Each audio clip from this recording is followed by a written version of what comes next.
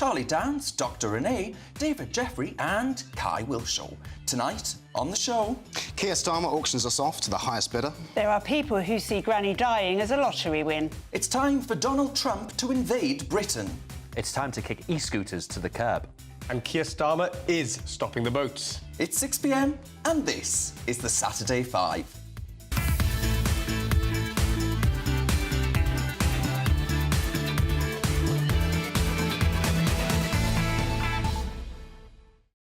Very good evening to you, my friends. Welcome to the Saturday Five, where unlike Jaguar's latest woke joke of a marketing disaster, we actually know what we're selling. Unapologetic truth and a big dollop of common sense, apart from the end of the panel. Jaguar's ad managed to showcase everything except one thing people care about when it comes to their company: cars. It's a bit like the Church of England's branding problem. Everyone quite likes the vibe. They quite like knowing the church is there, but no one's quite sure where the God part has gone. Honestly, it feels like Jaguar's aiming to impress the world's non-binary hipster elite, while the rest of us scratch our heads wondering what on earth happened to Purpose. Well, Purpose is alive and well, you'll be pleased to know here tonight. We've got two doctors on the panel, although let's be honest, one is far more useful than the other. Dr Renee, our very own Florence Nightingale of common sense, is here to tackle Britain's crumbling health system and give the woke rot infecting it a much-needed dose of antibiotics. And Dr David, for example, well, it's quite different. A university lecturer who knows more about bonkers Britain than most. He's also joining us, but I wouldn't want him holding the defib if things went pear-shaped tonight and I go down on my left side. Then there's Charlie Downs. He's our sharpest zoomer, here to prove that not all young people are busy painting their nails and apologising for the existence of the West on TikTok. And, of course, Kai, who probably is doing that. He's so progressive that he thinks Jaguar's new logo needs a trans flag and pronouns. I can see him now campaigning for mandatory safe spaces in motorway service stations and arguing that Jaguar should come with trigger warnings for the loud noises. Poor dears can't handle it. And I'm Darren Grimes, of course, your shining beacon of truth, your northern light. What more could you possibly want? Let's get cracking before Kai starts petitioning to rename this show something less oppressive. He just suggested we call it Sensory Sensitive Saturday. But let's be absolutely clear, my friends, it ain't that. You all know the drill by now. Each host outlines their argument about a chosen topic, then we all pile in and the fur starts to fly. And of course we want your views as well. I've got them open in front of me right now. Send them and post your comments by visiting gbnews.com/your say. Don't forget your questions for Ask the Five as well. No topics are off limits. And no, I'm not giving you Charlie's number. But before we start tearing each other apart, here's your Saturday night news with everyone's favourite friendly ghost, Joe Casper.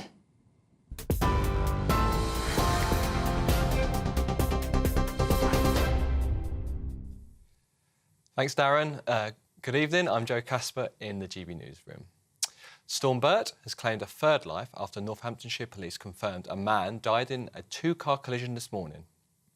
Elsewhere, Hampshire police said a man in his 60s died after a tree fell on his car on the A34 near Winchester. The force were called earlier this morning, where they found the driver of a black Mercedes dead at the scene. They added that it's so far unclear if the incident is related to Storm Bert, but that the cause is under investigation. We've also been told a 34-year-old man died in a single vehicle collision in Shipley, West Yorkshire this morning. The driver, a 34-year-old man from Bradford, was treated at the scene but pronounced dead a short time later.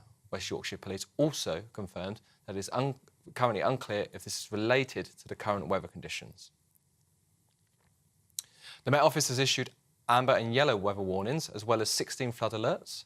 This morning, winds of up to 105 miles per hour have been recorded and 13 centimetres of snow has fallen in some parts of the country.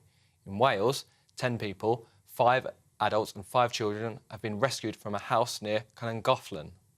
A North Wales Fire and Rescue Services spokesman said they are all being assessed by ambulance services away from the scene somewhere warm. Our Northern Ireland reporter Dougie Beattie is in County Down for us today and has been urging people to take care. Late last night, about 3 o'clock in the morning, we had snow. Now we've been battered by winds and really, really ice cold rain. It's not sleet. The rain is just so freezing cold.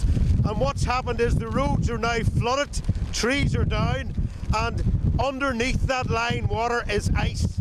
So anybody that is out and about this morning, please, please be very, very careful. Football now. In the Premier League's early kick-off, Chelsea beat Leicester City 2-1. The 3 o'clock matches have finished and there have been wins for Arsenal, Brighton and Wolves. Aston Villa and Crystal Palace and Everton and Brentford all drew. This evening's kick-off between champions Manchester City and Tottenham Hotspur has kicked off. Spurs are already 2-0 up. Keeping with sport, and 2 tennis rivals have come together. Novak Djokovic has appointed his rival Andy Murray as his coach. The Brit said, "I'm going to be joining Novak's team in the off-season, helping him to prepare for the Australian Open. I'm really excited for it and looking forward to spending time on the same side of the net as Novak for a change, helping him to achieve his goals." The Serb added, "I am excited to have one of my greatest rivals on the same side of the net as my coach." Those are your latest GB News headlines for now. I'm Joe Casper. Why iPet? It's back to the 5 with Darren Grimes. For the very latest GB News direct to your smartphone, sign up to News Alerts by scanning the QR code or go to gbnews.com/alerts.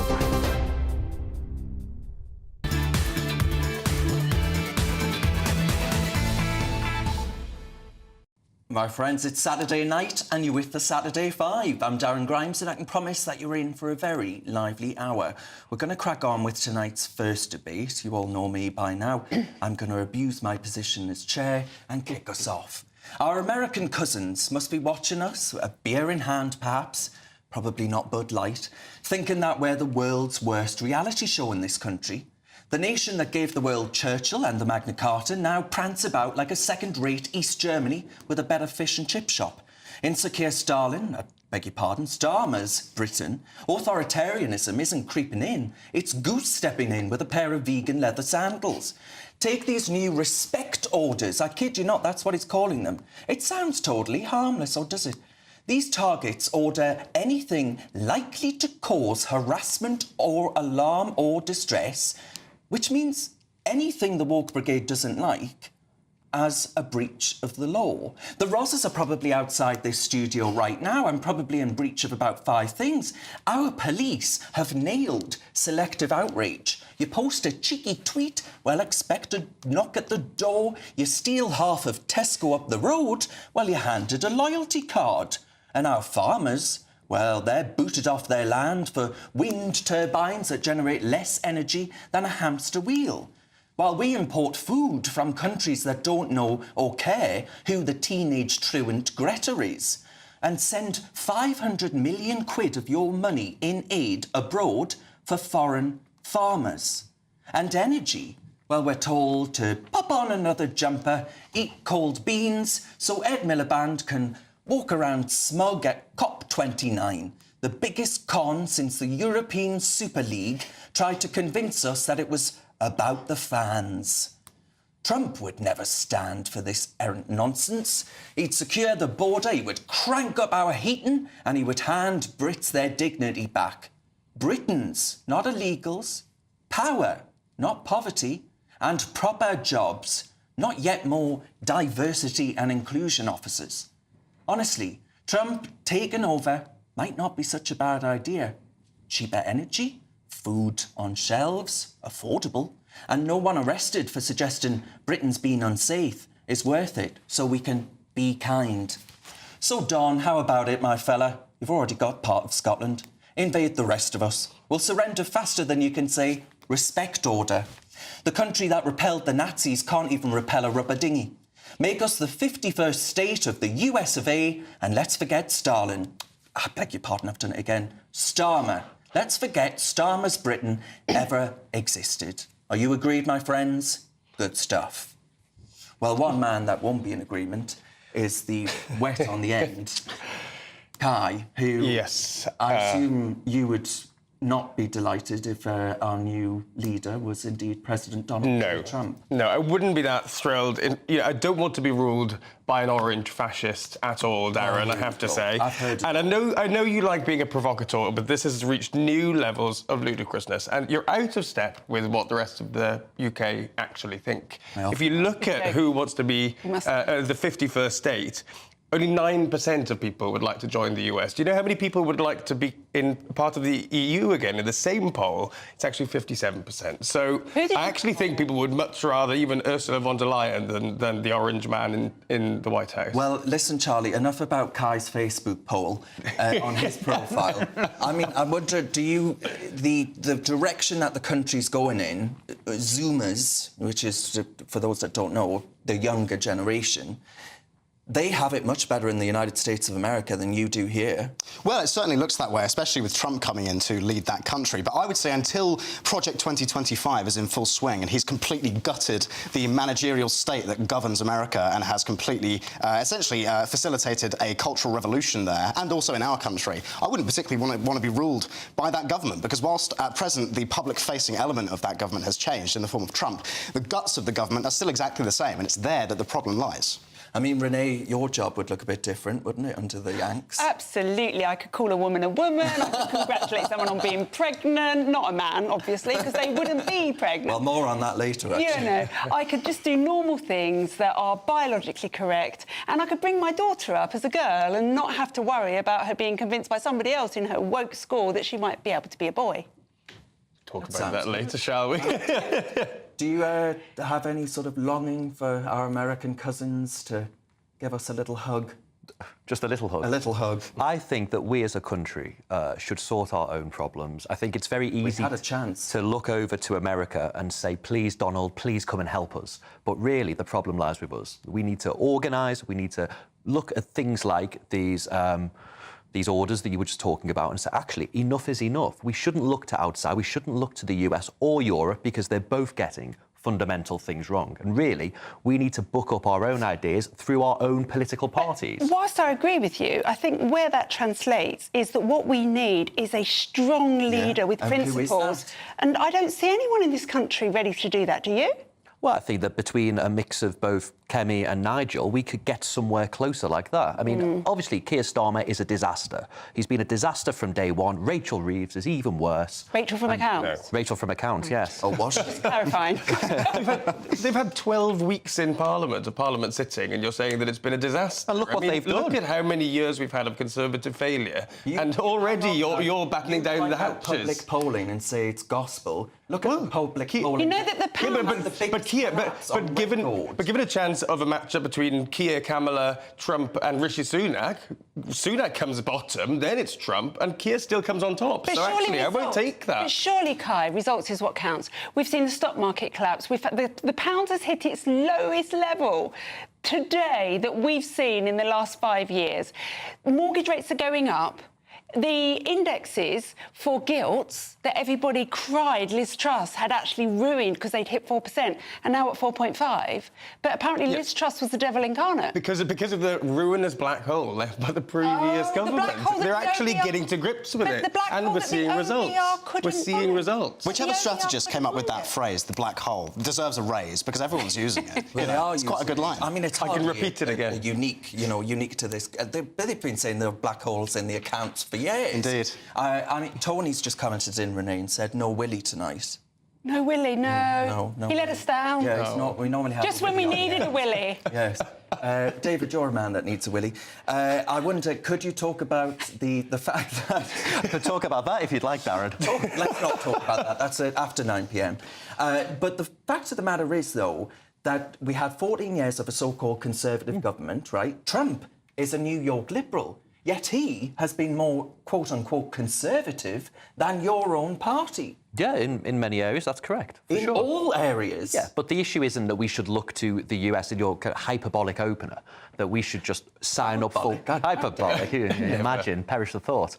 The idea is that we, as a group of people on the right, sorry, Kai, should look to the institutions that we have, because for too long it's gone unchallenged, like you said, in the Conservative Party. For too long, run by Liberals, And hopefully that's beginning to change. Badenoch, best case scenario, how's she ever going to change Britain to, you know, Charlie's sort of vision for what the country could be, getting rid of the sort of leftist march through these institutions, when the Conservative Party has half of them wetter than an otter's pocket? Well, it's not my job to defend the Conservative Party. I would say I'm encouraged by what she said in the leadership election, where instead of Jenrick's approach of here's some policies, she's talking about going back to first principles. Now, what I would say to your viewers who might have been disgusted with the Conservative Party now, but want to see the country go in a more rightward direction, is join the party and influence it from the inside. But which principles is the moment? Which principles are you talking about? Well, things like sound money, secure borders, and rigorous biological-based realities. But do you think that the philosophy of conservatism is how you get to those things? Because I think conservatism is a completely discredited political philosophy because it's so cautious and inactive, and so there's nothing constructive about it. And so it's no surprise that conservatism in this country has become so left-wing, because all it does is conserve the existing order, which is left-wing. But I was going to say that is that not because the Conservatives have drifted so far to the left under pressure from the civil service and the woke brigade that if they just bring themselves back to the centre, the proper centre, which is family values, cultural norms and cultural rules that people are proud of, we might get there. How, though? Because conservatism is a completely relative philosophy, and so the centre of gravity, you know, has to be what we have. Do nothing. I mean, that's Agreed. really useless. I'm liking none of the options bring about East Germany and the United Kingdom of rather than Northern Ireland. Rather than that, than populism and fascism. That's what you've got on the table here. Populism. You're the fascists. Right, anyway, I'm going to move on now, whilst I pack my bags for Florida, the great state.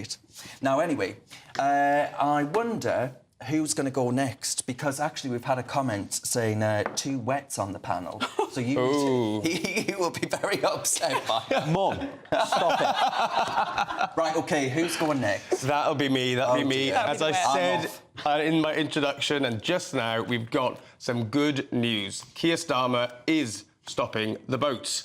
Though a group of French mayors is looking to rip up a treaty that we've had between France and the UK to secure the border since 2003.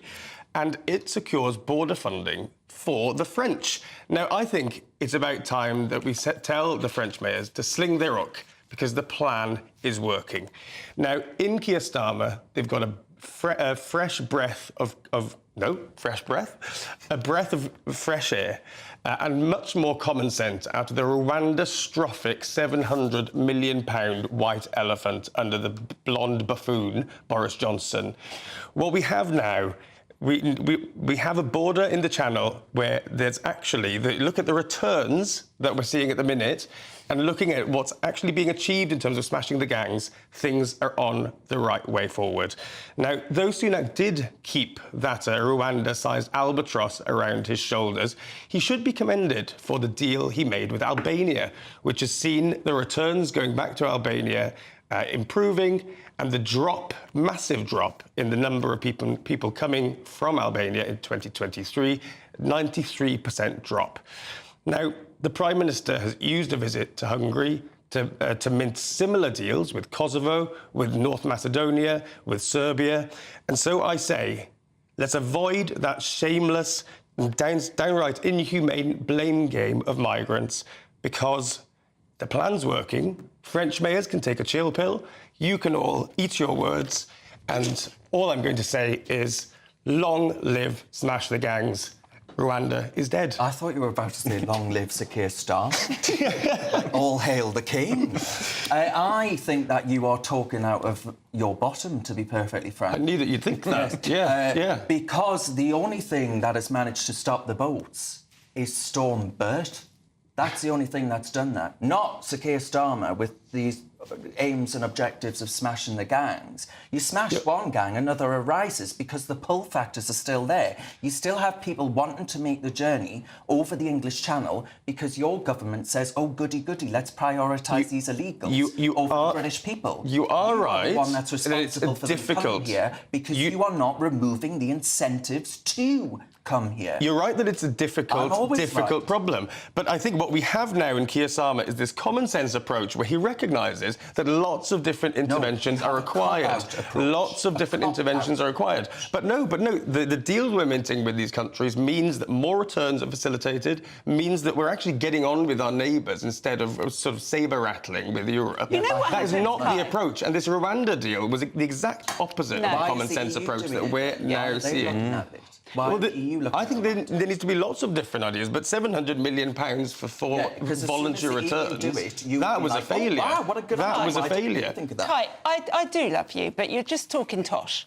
Look, they have sent 2,000 people back. That's great. They've sent 2,000 people back. How many have arrived just illegally? We've got 40,000 now this year. 2,000 is nothing. And what you find is that when you make an agreement with a country like Albania, all the Albanians on the boat make sure they throw their passports overboard and they're no longer from Albania when they arrive.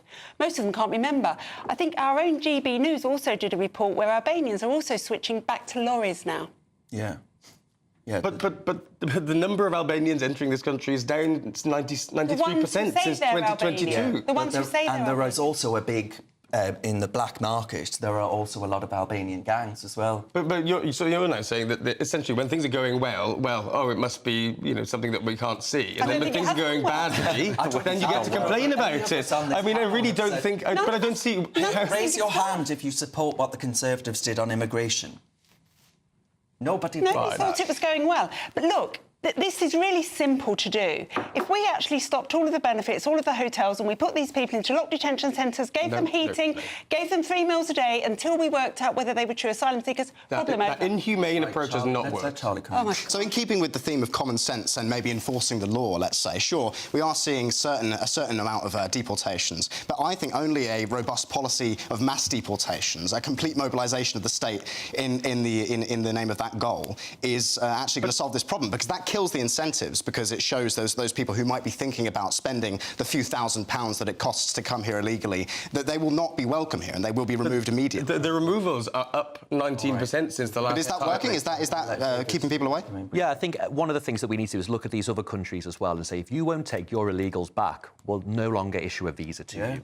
Definitely. Simple as. Yeah. All right, still to come tonight, we're going to be debating whether we should follow Italy's lead and clamp down on e-scooters. But next, is Captain Tom's daughter the perfect example of why the assisted dying vote on Friday should not pass? I sounded like Gandalf the Grey there. Dr. Renee will give us the diagnosis on that.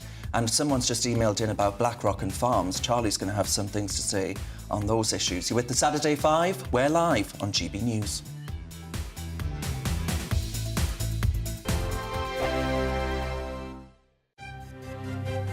GB News Breakfast. Every day from 6 a.m. Should we talk about Gordon Brown?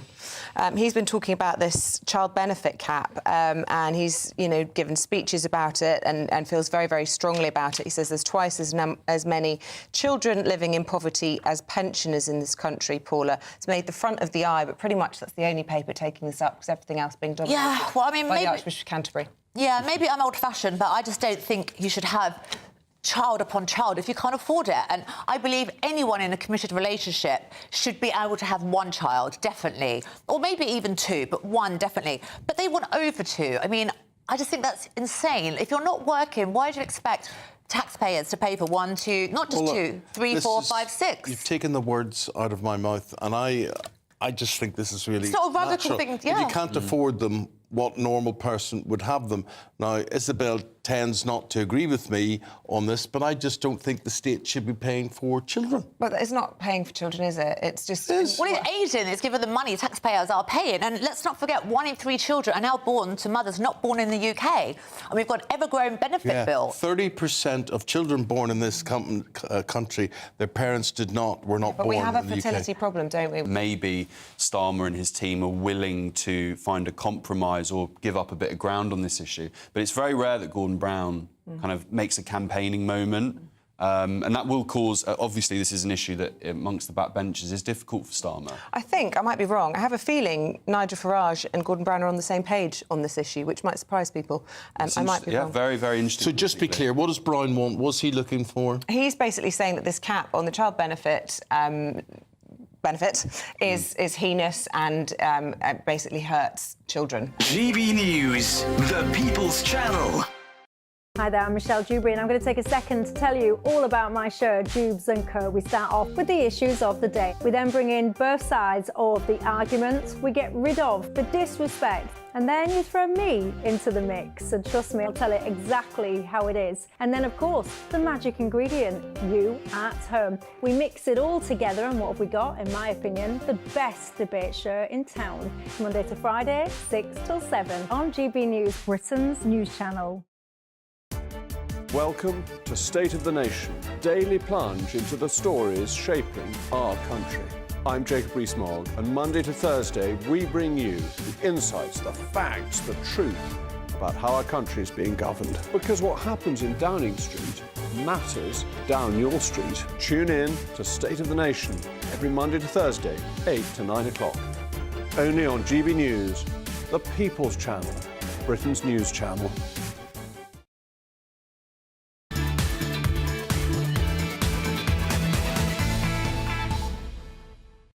A very warm welcome back to the Saturday 5. You'll be pleased to know nobody was harmed during the commercial break. As always, thank you very much for your messages about tonight's topics. Flooding in. And on migrants, Christine says, if France wants to scrap the migrants deal, can we get a refund? I think all the British taxpayers will be asking that, but that's common sense, according to Kai. And, a lot of people very irate about that in particular, and for suggesting that actually we need to stop the legal aid route as well, so that they can use the ECHR to remain in the country. There are so many ways in which actually we're feathering their nest and ability to actually use activist means to actually stay in this country, and then we, as the ultimate cash cow, give them all they want. Right, OK, another comment has come in and said, it's a shame that Kai borrowed his mother's blouse and not her political opinions. I'm sorry, Kai, I just thought I had to read that. Oh, I liked it, but there we go. Okie dokie. Right, who's going to go next? Me. Oh. Take it away, Dr. Renee. OK, so this week, Captain Tom Moore's great name was dragged through the mud after a Charity Commission report detailed how his daughter, Hannah, got greedy, manipulated the opportunity to make money after she saw an opportunity both pre and post Captain Moore's death.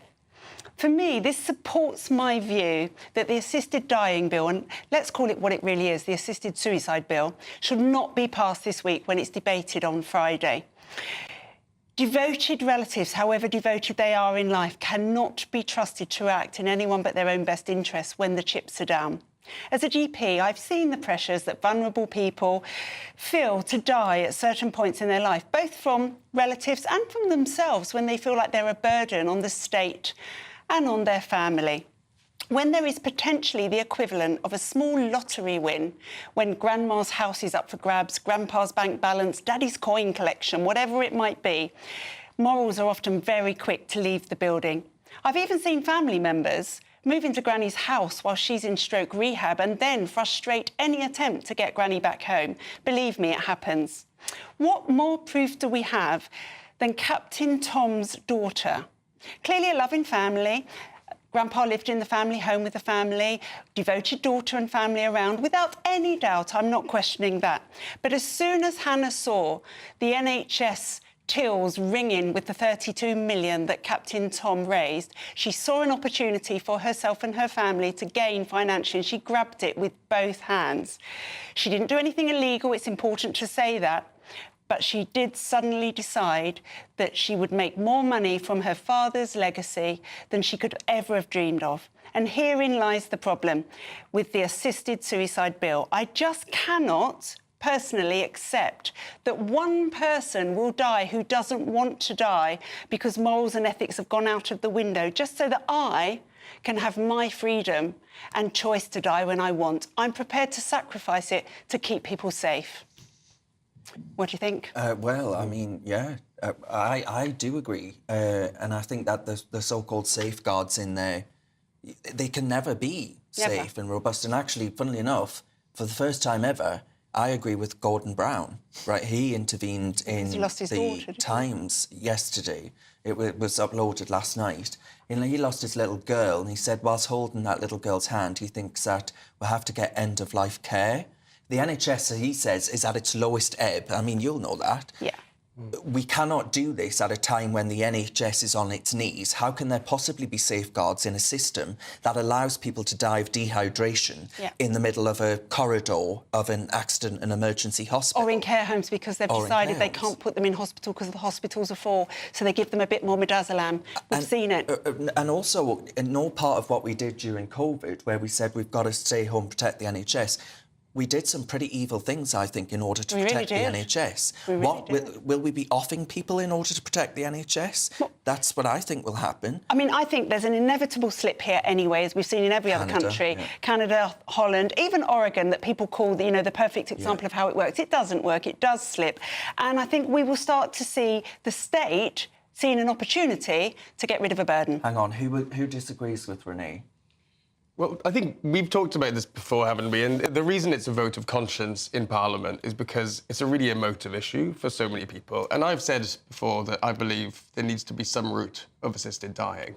Now, but I agree with you that there is a problem emerging here with this debate. And I actually agree that it shouldn't be passed in this reading because the way it's been introduced has caused a lot of concern around safeguarding. I think those are concerns that can be met in the future and in a bill that's been written with government support, perhaps.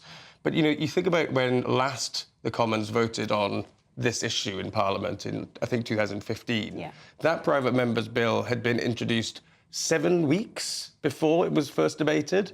This one has only been introduced with about 19 days before. So really, we're in quite a challenging set of circumstances where this is being introduced in a way that will sort of make it even more worrying, the perhaps lack of safeguarding or the lack of provisions that people are looking for. So I don't think it should be passed this time, but I do agree with the principle. It needs to be passed properly. Is this the safeguard of 2 GPs and then a judge? Is that enough for you? Well, this is key because the question in politics is never what, where, when or why. It's always who.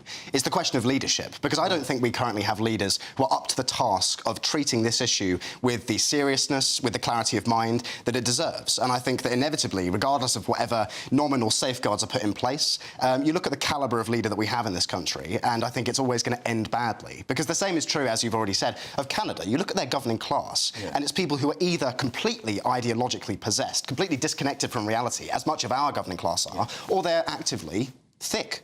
And with people like that in charge, you're inevitably going to see catastrophes. Are you saying Nettle baby Trudeau is thick? Surely not. Well, actually, I think Trudeau's probably a very intelligent man. He's a highly competent politician who I don't think believes a word of what he says. He's an excellent actor, and similar to Keir Starmer in that kind of a way, I would say. I mean, although Keir Starmer's a lot lower grade than him. But back to the point, this issue can't be, I don't think, treated with the seriousness that it deserves by the present political class. The other thing to consider is I see lots of dying people because it's my job, literally. And I promise you that until you're there with that diagnosis, you have no idea what you will feel. And they usually want to fight for the very last day of life. David, one of our viewers, David, he's called David, says, after being told that there is no humane method to carry out the death penalty, how come there suddenly is for the ill? Yeah, exactly. And I mean, if your safeguard is, I mean, it sounds like a very effective safeguard to me, waiting to see 2 GPs and then trying to get through the legal system to see a judge.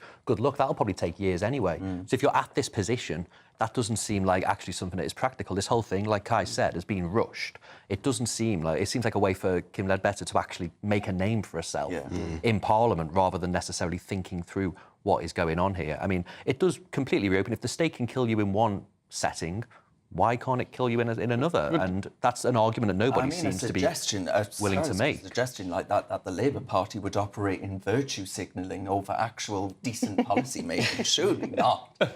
Scandalous. But we need to give people the choice, and that's why that spurious example is completely different to assisted dying, and you know it. Give people the choice, and I don't think the NHS should pay for it either. Give them the choice, but then they sort it out themselves. Why do we need to give them the choice? Well, Why is choice always the most important thing? To give people dignity in dying at the lowest ebb when they're suffering from horrible, horrible illnesses. make palliative We're not care just work. talking about terminal illnesses like cancer. We're not just talking about that. We're talking about things like motor neuron disease, where you see Everyone a loved always one uses decline to such a point where they can't operate anymore, and they usually die from not being able to drink water or gulp. Yeah, that's actually how you are killed in the assisted suicide pods. That's what happens to you. You basically drown to death in your own fluids. The pods? Yeah, the pods fill with suicide gas. Government suicide pods. There's no such thing, Darren. Yes, There is in Switzerland. Yeah. Right, still to come tonight, Charlie's going to give you and the government a grilling over their meeting with BlackRock. Not that you've met with BlackRock, but you know what I mean. And next, should we follow Italy's lead, I can't speak, and clamp down on e-scooters? David's going to tell us why he thinks they should be brought to a halt. You're with the Saturday 5. We're live on GB News.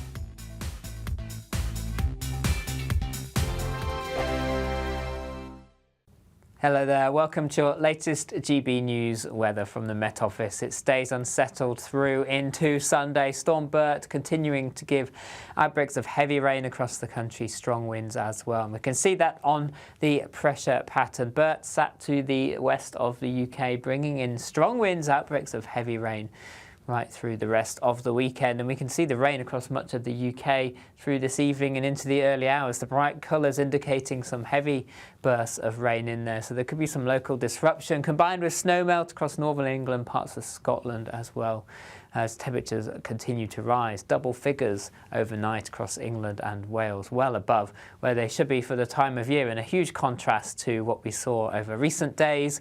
Taking a look at Sunday morning, outbreaks of heavy rain across much of England to start the day. Some localised disruption possible is worth checking before travelling. Something a little brighter for Northern Ireland, parts of Scotland to start the day. Still breezy here, and particularly windy across parts of the Highlands and Islands, with showery outbreaks of rain here too. Snow continuing to melt where the sun shines as temperatures continue to rise through the morning.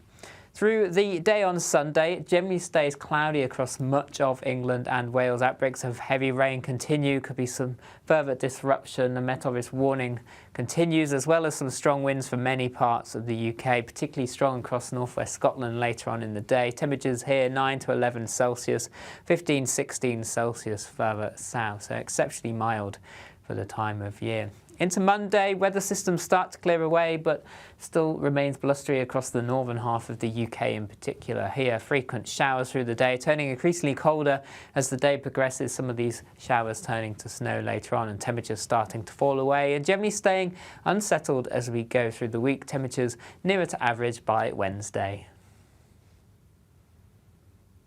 Why go out on a Friday night when Friday night comes straight to your home? Talking about? Join me and my A-team of top pundits. Chemistry tonight is electric. As we tackle the big stories of the day with wit, insight and fearless energy.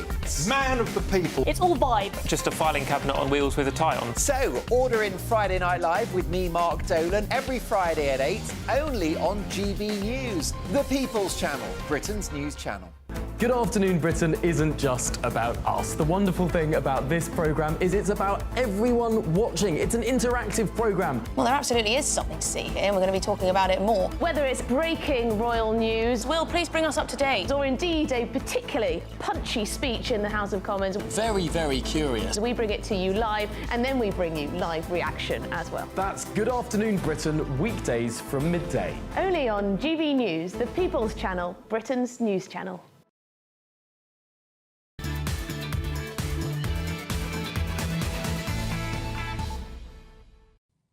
Welcome back to the Saturday 5. Thank you very much for all of your messages about tonight's topics. Susan has written in, and Susan says, "We are born to die. Let it be an easy passage." That's Susan. And we have a lot of viewers who are saying, "I don't actually trust the government with this decision." Yeah, I mean, Lorraine says, "Dr. Renee, I agree, you should be given a choice with the person and their family. It's a very complex discussion." And then Andy says, "I'm all in favour with assisting certain political parties dying." Me too. Yeah. Right, now, though, it's time for our next debate. And I think we've got a debut. Davy's debut. So, e-scooters, the scourge of drivers, the friend of drug dealers, and the bane of anyone who tries to use the pavement in a major city. In the last few years, 30 or 40 people have been killed by e-scooters, and the figure of people injured is about 4,500. Now, we reckon that is an underestimation, and the real figure is 10 times higher, because the rules there are around e-scooters are simply not enforced. Now, the government has had enough. Sadly, not our own, but in Italy, where they've decided to clamp down hard on the people who use e-scooters in an irresponsible manner. In an update to the Highway Code, Matteo Salvini has introduced a set of rules that will make it harder for people to use e-scooters. They will require helmets, they will require insurance, they will be banned from pedestrian paths, so no longer do you have to duck and dive around people, usually drunk, after a night out, trying to get to where they want to go with scant regard for your own safety. And most importantly, they're cracking down on parking on the pavement. Now, if you've got a mobility issue and you're trying to get around a city, those scooters are a nightmare because you simply can't get to where you need to be. So my question for the panel is it time that we follow this lead in the UK and even maybe ban these e-scooters? Kai, you're vaguely annoying. I see that you quite like scooters. I love a good scoot. I've been scooting around in Italy before. I'd like to do more of it here. I think we need to actually expand how many scooters we have on the streets. Scooting around in as long, no comment on that one. But some of the measures are right.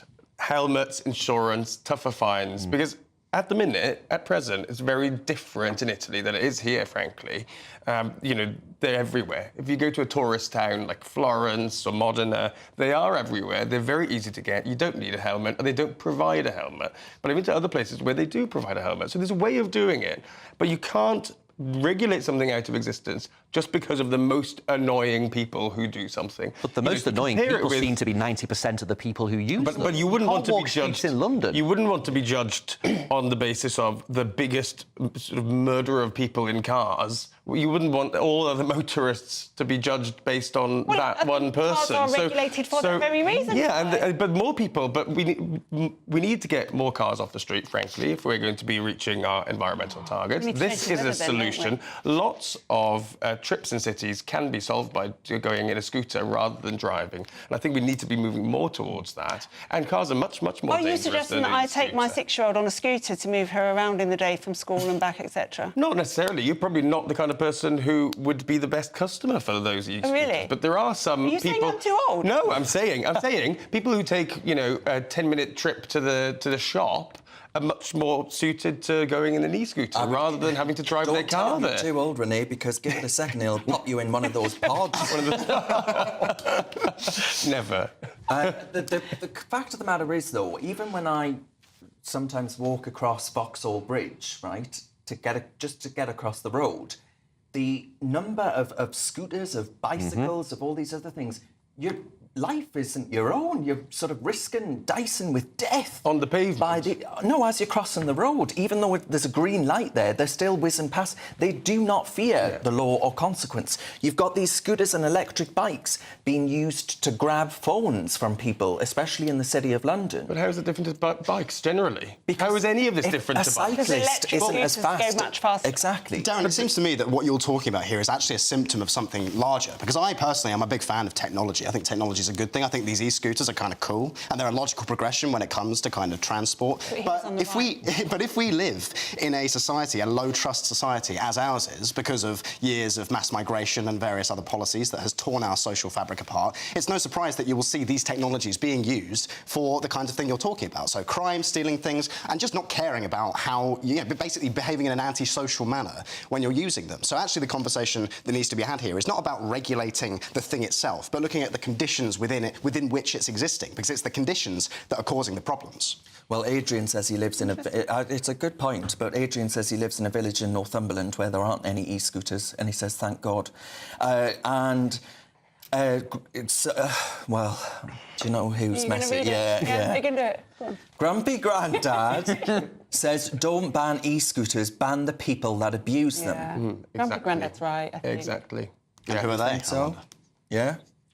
And But that they is can't be possible. on the pavement. No, You think and it's impossible? No, I said that is possible as well, because, I mean, the Boris bikes, when they first came in, they kind of had the right idea, because you could only park them in a certain area. And that is, if we're going to keep them as some sort of halfway house, even though it won't stop people driving them recklessly on the pavement and nearly killing people, you know, have set areas where and make the companies pay to move them back around. Because why can't you have to dock them? Yeah, exactly. So apparently my local borough didn't go for the docks. They were available because there was more money. Yes.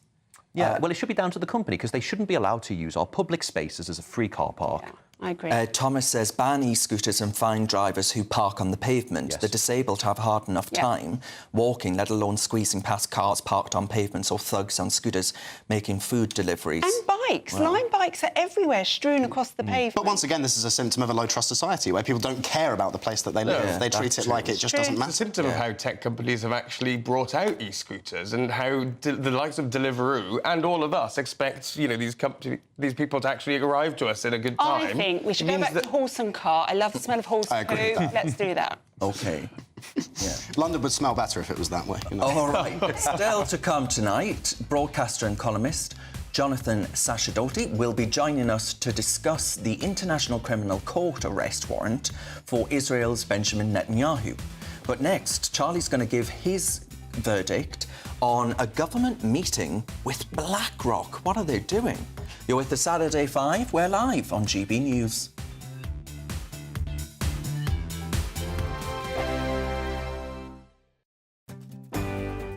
I'm Michael Portillo. This is GB News, the People's Channel, Britain's news channel.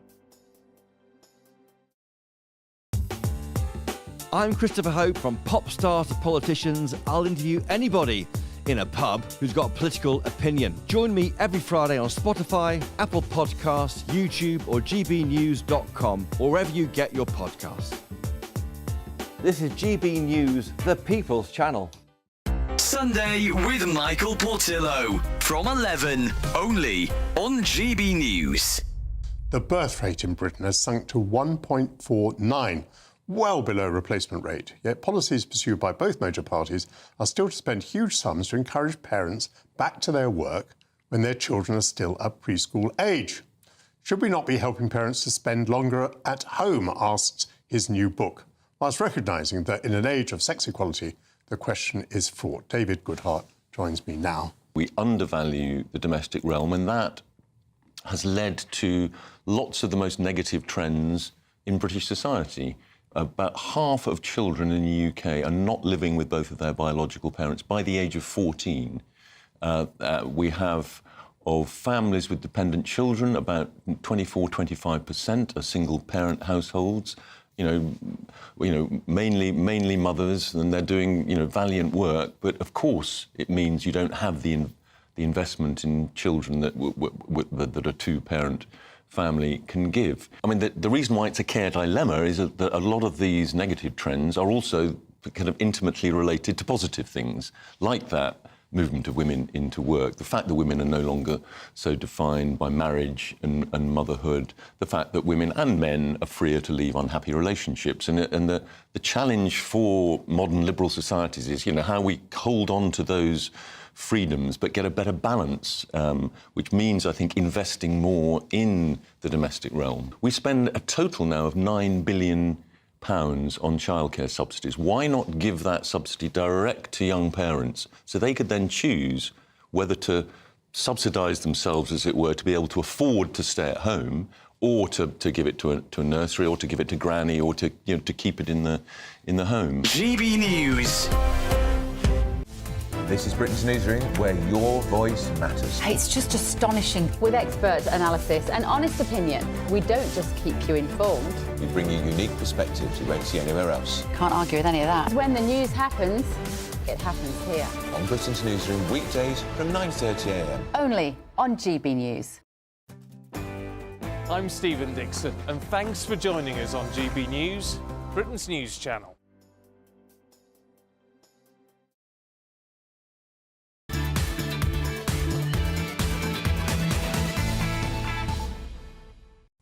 Welcome back to the Saturday Five. As always, thank you for your emails about tonight's topics. I've got one that I want very brief responses to, but Dave has written in and he's quite upset. Dave says, you've brought shame on the right wing. Not a single advocate of choice apart from the left-winger on the panel. Add that to Farage's opinion and I have to question all your right-wing panellists' authenticity as Democrats and right-wingers. Yeah. Well, I'm not a liberal, so I don't believe that choice and freedom are the most important principles for a society to facilitate. So I generally am, but on this one, I can't accept that an elderly person, just one, would die to satisfy my free choice. So it's not a choice. Yeah, I mean, I'm in the same boat, and if you're talking about scooters, well, I'm very sorry, but, you know, you'll have to find something else to whiz about on. A broom? No, I'm kidding, Dave. I hope we've... you know, that's one area of disagreement. For the most part, I think you'll find that we probably agree with you on an awful lot. Right, it's time for our last debate. Up next, it's Charlie. Take it away, Charlie. So, have you heard of an organisation called BlackRock?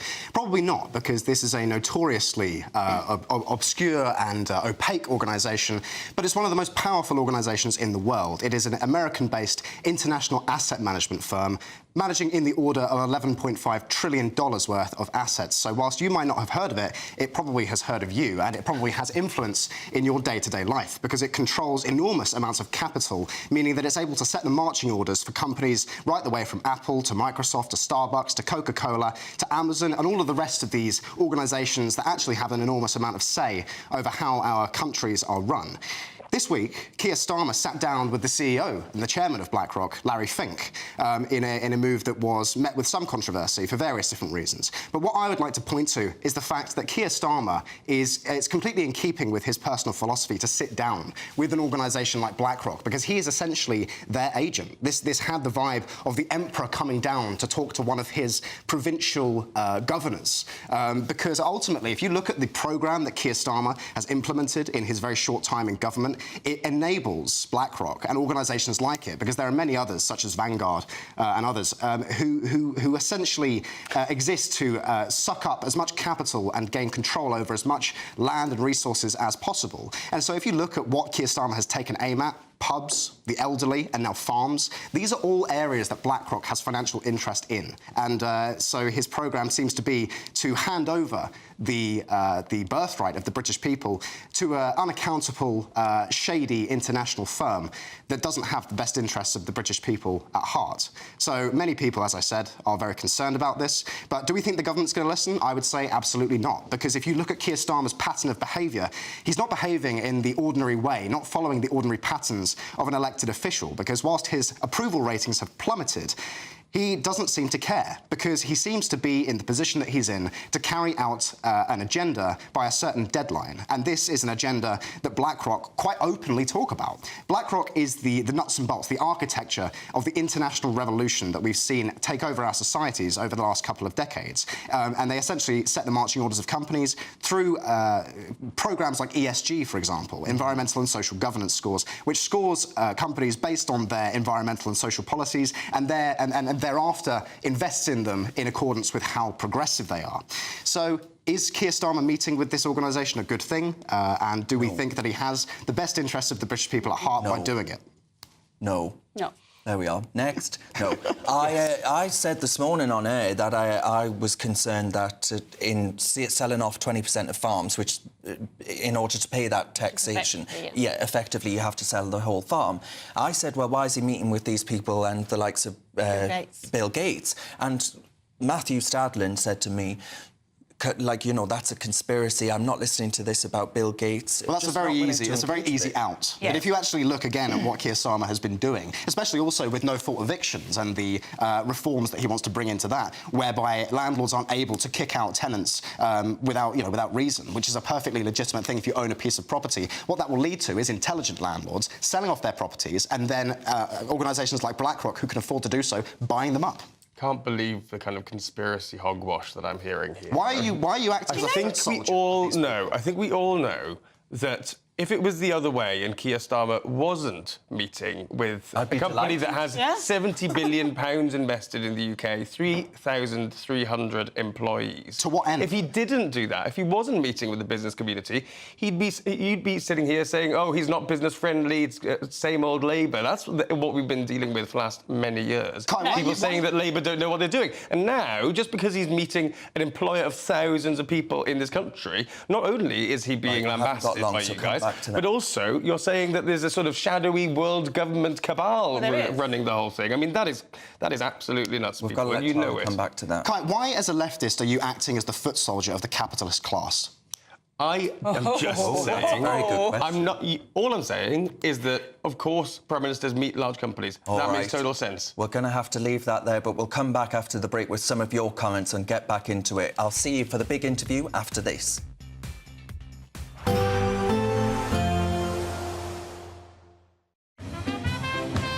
There will be a light breeze in the morning, leading to a warm front. Boxed heat pumps, sponsors of weather on GB News. Hello there, welcome to your latest GB News weather from the Met Office. It stays unsettled through into Sunday. Storm Bert continuing to give outbreaks of heavy rain across the country, strong winds as well. And we can see that on the pressure pattern. Bert sat to the west of the UK, bringing in strong winds, outbreaks of heavy rain right through the rest of the weekend. And we can see the rain across much of the UK through this evening and into the early hours. The bright colours indicating some heavy bursts of rain in there. So there could be some local disruption combined with snowmelt across northern England, parts of Scotland as well, as temperatures continue to rise. Double figures overnight across England and Wales, well above where they should be for the time of year, in a huge contrast to what we saw over recent days. Taking a look at Sunday morning, outbreaks of heavy rain across much of England to start the day. Some localised disruption possible is worth checking before travelling. Something a little brighter for Northern Ireland, parts of Scotland to start the day. Still breezy here and particularly windy across parts of the Highlands and Islands, with showery outbreaks of rain here too. Snow continuing to melt where the sun shines as temperatures continue to rise through the morning. Through the day on Sunday, it generally stays cloudy across much of England and Wales. Outbreaks of heavy rain continue. Could be some further disruption. The Met Office warning continues, as well as some strong winds for many parts of the UK, particularly strong across northwest Scotland later on in the day. Temperatures here 9 to 11 Celsius, 15, 16 Celsius further south, so exceptionally mild for the time of year. Into Monday, weather systems start to clear away, but still remains blustery across the northern half of the UK in particular. Here, frequent showers through the day, turning increasingly colder as the day progresses. Some of these showers turning to snow later on, and temperatures starting to fall away, and generally staying unsettled as we go through the week. Temperatures nearer to average by Wednesday.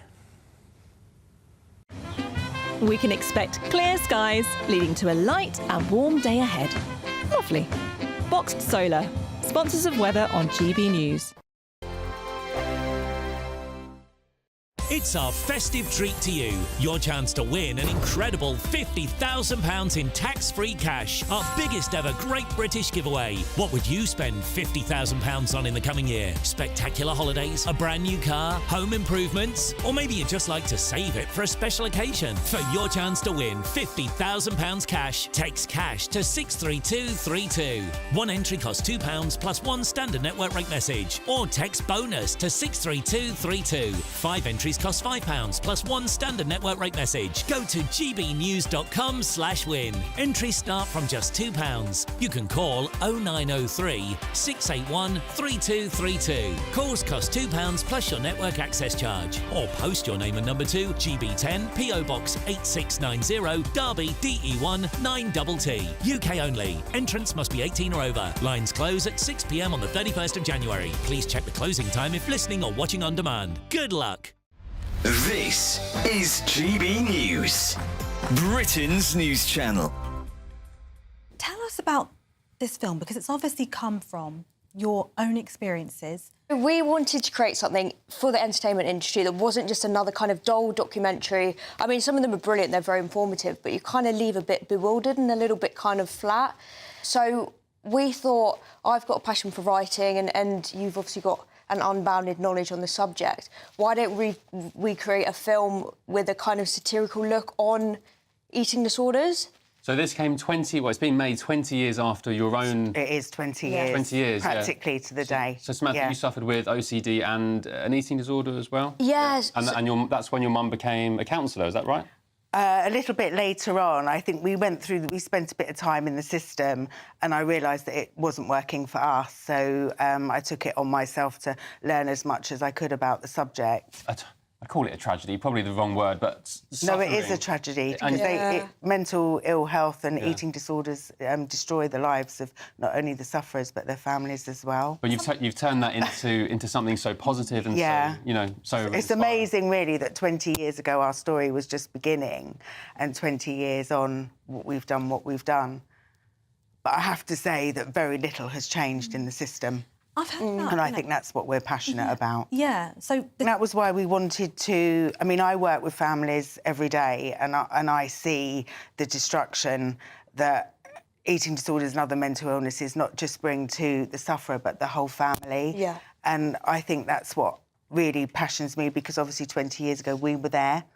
And I just feel that so much more needs to be done.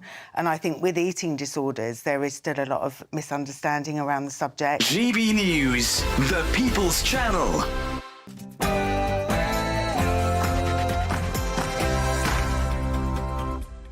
It's Saturday night and this is the Saturday 5. I'm still Darren Grimes and I'm still with Charlie, Dr Renee, David Jeffrey and Kai will show Dr Renee will stop texting her latest lover. Plenty more to come tonight, including a big interview on Benjamin Netanyahu's arrest warrant and a Saturday scrap over the Labour MP who seems eager to reverse the ban on puberty blockers and said that gender-neutral language must be used when speaking to pregnant men. Well, he said people. Pregnant people. Last time I checked, you know, I'm not a scientist, but my word. It's 7 p.m. and this is the Saturday 5.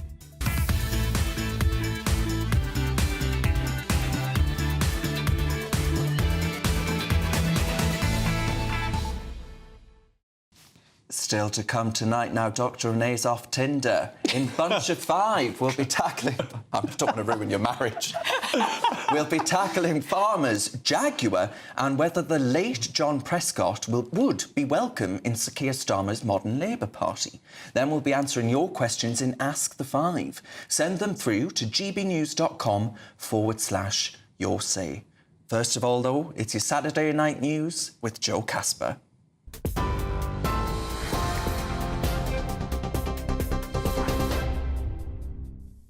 Good evening, it's 7:01. I'm Joe Casper in the GB Newsroom.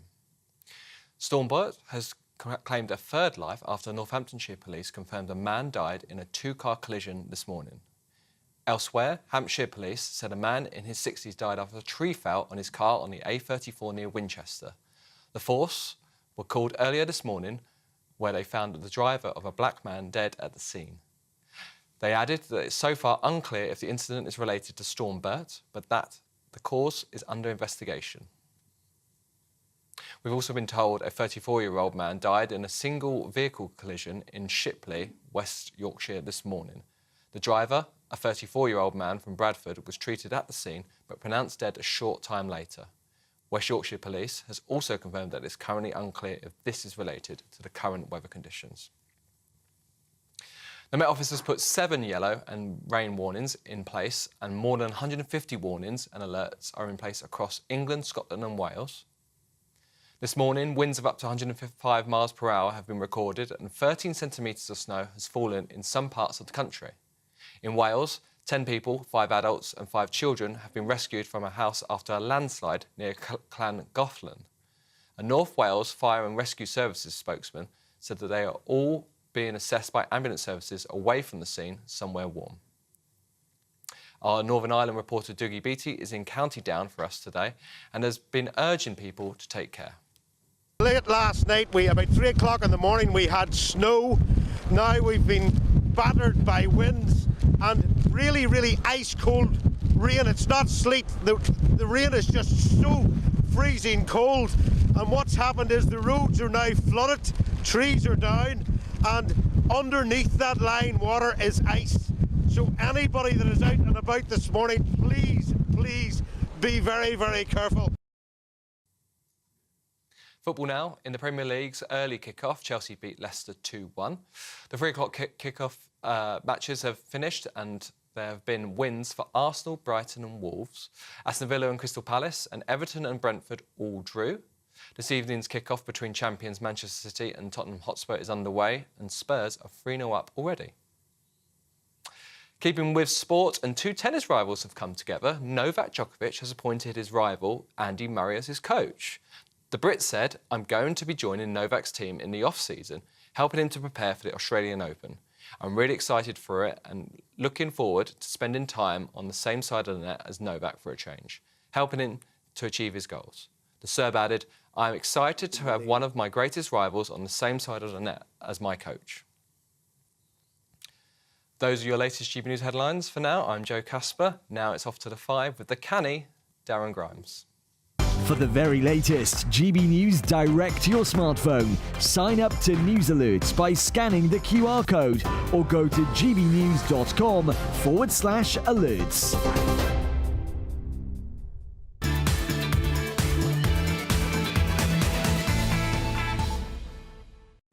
It's Saturday night and you're with the Saturday 5. I'm Darren Grimes and I can promise that you're in for another lively hour. I want to read out some messages first before we go to our big interview. Karen says, will all the cannabis farmers be expected to pay inheritance tax too? I think, Karen, you would need cannabis in order to actually support such a madcap policy. But one question for you, Charlie, and I thought it was a sincere question. Mr. Murray says, Charlie scares me when he proudly states that freedom and choice should not be a priority. He says, without the freedom of the individual to think and act, the only alternative is dictatorship.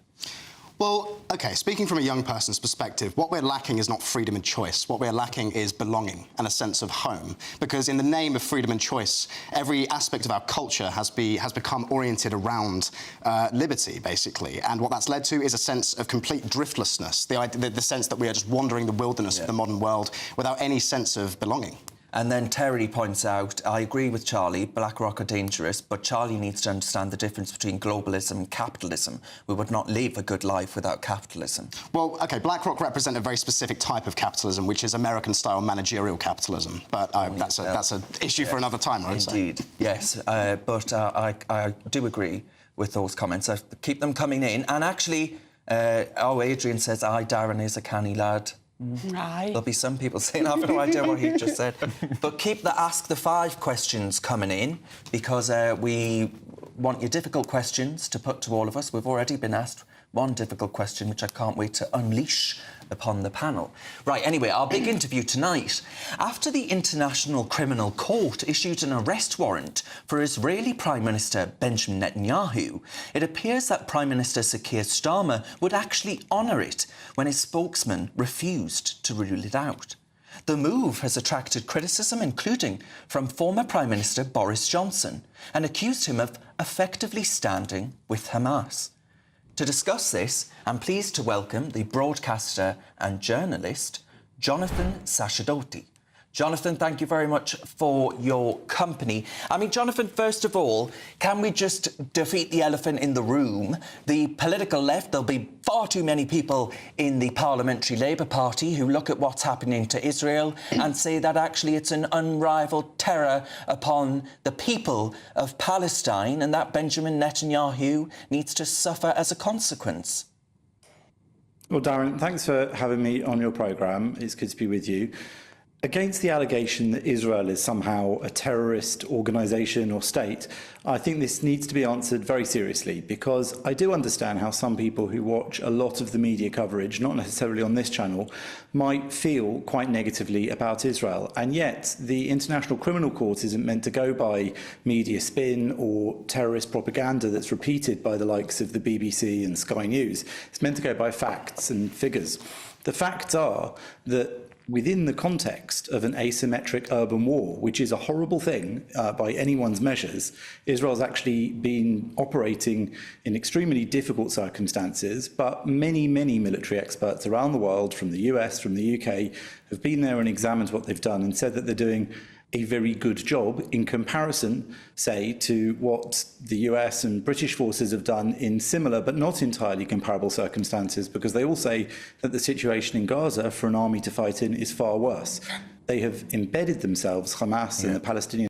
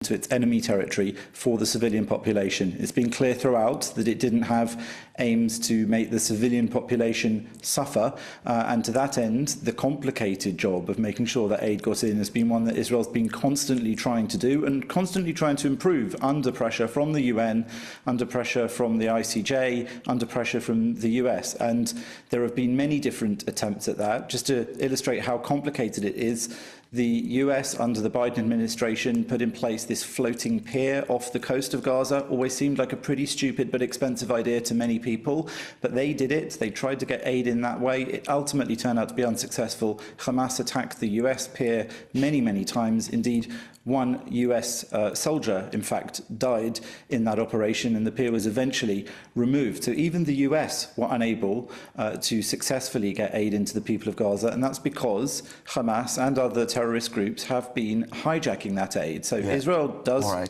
do the job of getting it in there, but it then needs to be distributed. And there could be some debate over whether or not they could have found better ways to facilitate its distribution within the Gaza Strip, but all the ways they did try were unsuccessful at stopping the Hamas looting. OK, I mean, does anyone on the panel actually agree with the ICC decision to basically arrest Benjamin Netanyahu if he steps outside of Israel? No, I don't agree with this warrant. I think this goes too far. But I do agree, and I'd be interested to hear some of those ideas about what more Israel could have done, because I really do think that, yes, they are fighting an asymmetric war.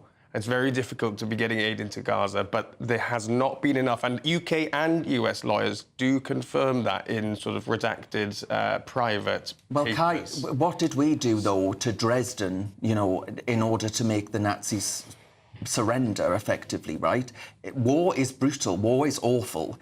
But war is war, though. But war's moved on since that, right? And that's why we have these provisions and these agreements where aid and water and food is able to reach the Did everyone population. say this about the what's happened in China with the Uyghurs? Did they say this about every form of genocide that has gone on recently? I totally agree. I totally agree. There is a whole slew of things where you've got Gary Lineker writing about Israel in the pages of The Guardian. Has he ever spoken about those things? Why, when the Jews defend themselves, does the world suddenly say, They must be evil. I completely agree that there is definitely a motivation, a shadowy anti-Semitic motivation for some of these allegations. And I completely agree that there's complicity of silence around lots of other conflicts across the world. But it doesn't mean we take a blind eye to some of our closest allies and what they're doing too.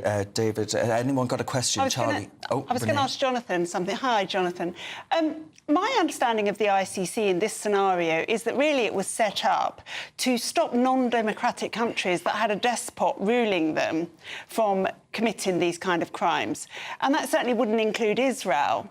Is that correct, or am I wrong? Well, my understanding is similar to yours, which is that the ICC really, many have argued, shouldn't be getting involved here and doesn't have jurisdiction here because Israel isn't signed up, for example. But aside from that, what I think you were alluding to is the idea that the ICC is meant to get involved when the state in question doesn't have a judiciary or a judicial system which can deal with such allegations itself. And Israel demonstrably does. Israel is a country that has put in prison a prime minister, a president. It's a country where actually politicians and even figures in the military are far more answerable to the population and the people, far more answerable to the judiciary than I would say maybe even ours are here in the UK. It's not unusual for Israeli politicians to face challenges in the courts. Even Benjamin Netanyahu, as we all know, is facing several cases in the courts before this war broke out. Some have said unjustifiably, but regardless, it's demonstrably the case that Israel has the facility as a democracy and a healthy democracy to look after these sorts of things itself. And the ICC is not meant to get involved in those moments. And it has been noted by Netanyahu that actually the prosecutor of the ICC rather rushed this through at a time when there was something of an embarrassing allegation against him of sexual misconduct within the ICC. Now, I'm not going to comment on that. It is an ongoing thing. But if that's the case, it makes this even more outrageous. Not only is it a sacrificing of the Jewish state of Israel engaged in a righteous and just war on the altar of this sort of new, absolutely impossible standards that the world only wishes to keep Israel to, but it could also be, according to Netanyahu, a distraction technique for one man's own personal get-out-of-jail-free card. Yeah, I mean, Charlie is the answer that we just need to be out of every international body, that they all seem to be going in the same direction, I think, where they're just not serving any purpose. I mean, did the ICC even look into the Iraq war, for example? Well, this is key. I mean, it's important to understand the context within which these organisations exist, because the ICC is very much, I mean, it was founded in 2002, so it's very much an artefact of the kind of post-war international rule-based order, fundamentally liberal kind of system.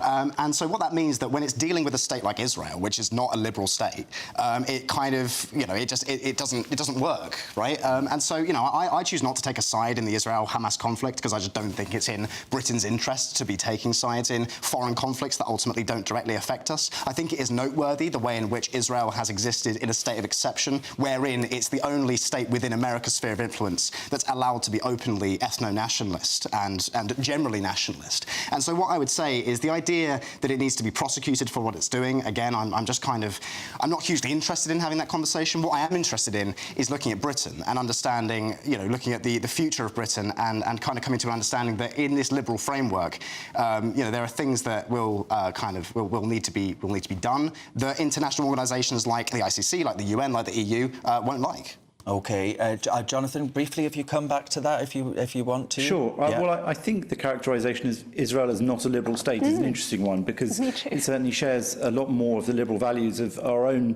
Western state and others like us than it does with many of its Middle Eastern neighbours. Women's rights, equal rights for Arabs and Jews, educational rights for all sorts of minorities, gay rights, all number of things. But to put that aside, I would say the ICC is an interesting case because it has basically focused predominantly on, let's say, African cases and African leaders. It tends to avoid cases of the states that maybe are responsible for a lot of its funding. So it's definitely not a sort of fair and, you know, independent arbiter of these things. It is itself deeply political, and in this case, it's just proving itself to be deeply set and biased against Israel by misapplying international law in this way, as of so many other UN bodies. David, any? Yeah, I think Keir Starmer's got himself into a complete bind here because of his reification of legal systems. And what he doesn't recognise is a lot of the judges behind these decisions, as you've just said, are highly questionable themselves. And it doesn't seem to me, obvious why the UK should in any way listen to their legal judgments, because, you know, the theory behind them or the motivation behind them is suspect, and he's got himself into a hole here, and obviously he's not going to arrest Netanyahu if he touches down at Heathrow. Yeah, I mean, on that point, Jonathan, can I just ask you, how do you feel knowing that President Biden has said that this is completely ludicrous and he stood by Israel, and then Sir Keir Starmer, at least a spokesperson for Number 10, speaking on his behalf, has refused to actually confirm or deny that they would follow through with the arrest of Benjamin Netanyahu were he to enter the United Kingdom? How does that make you feel, just on a personal level? This really, for me, marks a moment of profound moral and historical consequence, because it's not merely a legal aberration, it's a turning point, and it exposes, I would say, shifting tectonics of global alliances and values. So you see America doing the right thing here, speaking out against this body and against what it's doing to Israel. But this moment, this choice of the ICC is forcing nations to declare in no uncertain terms where they stand in that ever-deepening struggle between civilization and barbarism, between justice and tyranny. So I would say that in this singular action of judicial overreach, it's actually forced countries to really nail their colours to the mast. And Britain, under Keir Starmer and this Labour government, is not doing well when it's examined by this. And I think that history will look back on this moment at the countries that took one side and the countries that took the other. And just one final thing is that this war that's going on in the Middle East isn't just a war with Gaza or with Hamas or with Palestinians. It's a much wider war with the Islamic Republic of Iran, which is holding the Iranian people themselves hostage because it is disliked by most of the Iranian population. It is behind Hamas, it is behind Hezbollah, it is behind the Houthis in Yemen. So this war that Israel is engaging in is, in fact, very much related to Britain and to Western countries, because Iran's intentions reach far beyond the Middle East and far beyond Israel. And so Israel is actually doing our bidding here to some extent as well. It's on the front line. And so to say that this isn't a war that should interest Britain is really misguided. It's wrong. And Britain and America need to decide where they position themselves on this. And it seems that Keir Starmer and Britain at the moment are getting it sorely and deeply wrong. We'll come back to you, Charlie, after the break. But Jonathan Sacerdoti, thank you very much for your insight and analysis there on the ICC decision to issue an arrest warrant for Benjamin Netanyahu. Now, still to come tonight in the Bunch of Five, we'll be tackling farmers, jaguars, not an actual jaguar, I don't think I'd last very long, and whether the late John Prescott would be welcome in Sir Keir Starmer's Labour Party. Next up, though, it's a Saturday scrap with Dr Renee and Kai going head-to-head over a Labour MP who seems eager to reverse the ban on puberty blockers and said that gender-neutral language must be used when speaking to pregnant people. You're with the Saturday Five. We're live on GB News. GB News Breakfast. Every day from 6 a.m. Following the summer riots and the resurgence of far-right ideologies, the former Education Secretary told peers that reinforcing shared values is now more crucial than ever. So we're asking this morning, should we teach British values or would it be a step backward? Or how do you even start? To debate this now, we're joined by the Campaign for Real Education chairman, Chris McGovern, and political commentator Matthew Stadlen. Well, I think these days, particularly in schools, it's quite fashionable to look at the negative sides of Britain's identity, particularly British history. Personally, I think I'm very proud of being British, and I think we need to be proud of our country like most other countries around the world are. As Chris says, Matthew, lots of other countries do it. Heck, you only have to look at the United States, don't you, to see how sort of patriotic they are. Is there anything wrong in trying to instil a bit of that amongst our youth? I'm just worried it sounds a little bit communist, Stephen, being told what it is to be British. I've got my own personal but very vague views of what British values might be: inclusivity, patience, being able to queue, decency, respect for democracy and the rule of law. But I mean, very many people will have different sets of values. Some people are racist. So are British values racist? You talked about the far right. I think we all know what the far right is. It's sort of violent, xenophobic racism. But if you have, say, I don't know, 3-4 million people in this country who might describe themselves as racist or far right, and they're British, or as British as you lot and as I am, does that mean those values get taught in schools? My worry is it's a little bit communist. GB News, the People's Channel.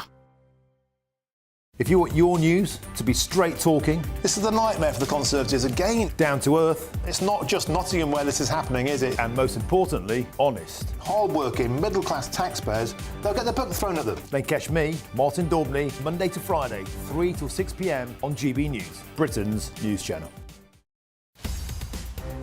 In the GB Newsroom, we bring you the news as it happens. With our team of dedicated journalists across the UK. We're ready to keep you up to date with what's happening every half an hour, every single day. Bulletins here on GB News. The People's Channel. Britain's news channel.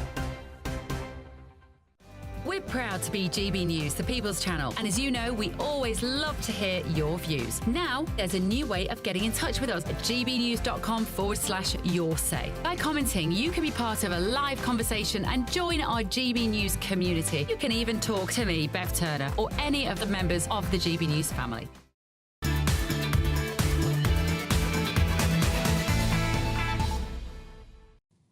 Welcome back to the Saturday 5. My friends, it's time for tonight's main event.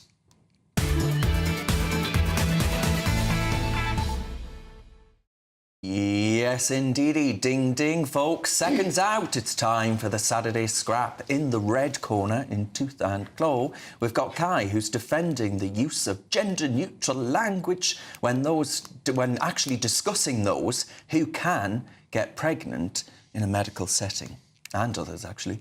And in the blue corner, it's Dr. Renee, standing firm on her position that this is all a bunch of nonsense, and actually, move on, you woke idiot. Labour MP Alex Sobel has said that the NHS should use gender-neutral language when treating pregnant women to include trans men. The MP for Leeds Central and Headingley said that if health professionals don't act, trans men, if they could be pregnant, it could actually result in serious consequences. That was a convoluted sentence. And Alex, known for pestering West Street and on, extending the ban on puberty blockers, he succeeded in getting an extension for the first time, and now he's at it again, seeking all kinds of whackery and wokery. Anyway, ding dong, let's box you up and get ready for the fight of your life. Who's going to go first? I think that's me. Uh-oh. Mute your television sets now. Take it away, Kai. Look, every few months we have the anti-trans minority fanning the flames of this discussion and using reasonable and humane measures and making them look ridiculous. Now, you'll hear a lot of noise today that trying to get me into a gotcha, trying to answer, can men get pregnant? Can men get pregnant? The only people who lose in these kind of simplistic debates are trans people who are constantly forced to answer for themselves and hounded by right-wing ideologues. Now, this is how I see it. The parlous state of the UK healthcare does mean that gender transition and specifically gender reassignment surgery can take years and years for people, leaving people in an absolute limbo because of the state of those kind of surgeries. This means there are trans people out there who want and are waiting to transition medically, who have done so socially, and people in their corner and people around them refer to them in the gender in which they want to be known as, rather than their biological sex. And so that does mean that there are people who are born female, who are transitioning socially and doing so medically at some part of that process, but who also are able to give birth. Now, treating that minority of people with respect is not the scandal you make it out to be. And I actually do think that the great British public agree with me and are on board with it, and it's actually this lot who need to get with the picture. OK, so Kai's done another one of his Facebook polls, because I can tell you this. 51% of this population are women, and most of them, apart from the ones who think it's kind to be kind, don't agree with you. I can tell you this, women that have had multiple miscarriages still want to be known as mothers, When they lose their children, they want to be known as mothers. And this MP is suggesting that we get rid of all of those words because they're gendered. We just call them people. Well, they're not people, they're mothers, whether their babies lived or died. But it's more fundamental than that, Kai. In the health service, your sex is actually really important because women get different diseases to men. They have different risks to men. A survey showed that 48% of women do not know where their cervix is or that they have one. Now, that may sound shocking, but it's true. And as a doctor, I can tell you it's true. So when you change the gendered language from calling women for a cervical smear and just call it to cervix havers for cervical smear, you risk 48% of women never coming and getting cancer. 20% of men don't know they have a prostate. So when you actually don't call men for their prostate exams and you just call people with prostates forward, 20% may not come and will get cancer. It's dangerous language and it's insulting to women and men. But moreover, let's talk about the puberty blockers, shall we? There are very good studies that were referenced in the CAS report, that expert report that says we shouldn't use puberty blockers, which says that 95% of people that go on to puberty blockers then go on to take cross-sex hormones and they will be infertile for the rest of their lives. However, if you leave those children alone and give them the support they need, the therapy they need, the mental health support they need, because most of them have a mental health comorbidity, most of them, different studies say up to 98%, but could be as low as 61%, will actually desist and will actually retransition into their own biological sex and live quite happily. There is no science behind anything you are saying. Puberty blockers have been used for cisgender people for many There's no years. such thing as cisgender. For somebody who has, for instance, a precocious puberty, somebody going into puberty at 8 years old. So you're saying both that this is untested hormone treatment, but that's what the vast majority of these arguments are about, saying, oh, we don't know anything about puberty blockers. They've been around for a second in sort of historical terms. Let me just answer that, because it's the point that you people always use. So, yes, in very, very rare circumstances, when a child goes into precocious puberty... Rarer than being trans? Very rare. Rarer than being trans? Yes, now. Because we don't seem to be hearing about this. We always are hearing the minority of trans people. Let me just answer you.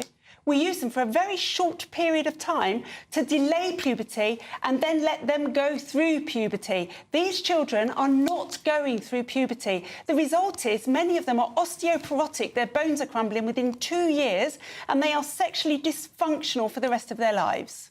So you're saying that puberty blockers, if used for a period, and then if the regret rate is actually what you claim it is, which I think is absolute nonsense, by the way, then actually, if they do regret it after a few years, they are reversible. So which way do you want it? Are they reversible or are they not? They don't regret it, Kai. Once they go on to puberty blockers, they're on the train. 95% of them go on to cross-sex hormones. I agree, because they want to change gender. It's so simple, isn't it? I mean, the detransition and nonsense is one of the most egregious things about this debate. If it was that simple, why then will up to 98% of them, if not given puberty blockers, settle quite happily with their biological sex? Why?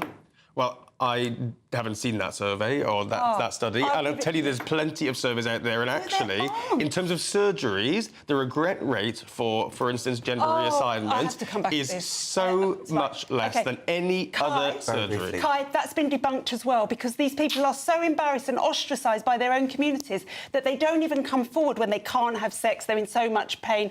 They're too embarrassed, and they move surgeries. In fact, I have watched that happen. Well, the media makes a very good job of finding these people, these sort of very outlandish cases of people who detransition. All right, ding, ding, ding. I'm calling time on that. The audience can decide who won that one. But what I would like to know, I want to ask a question. Kai, what do you say to those who say that if sex doesn't exist, right, then homosexuality doesn't exist, and therefore you would lose your right to be a gay man. And therefore, this whole thing just has such fundamental knock-on consequences that in so many cases, a lot of these people who believe that they are trans or struggling with some kind of gender identity are just gay.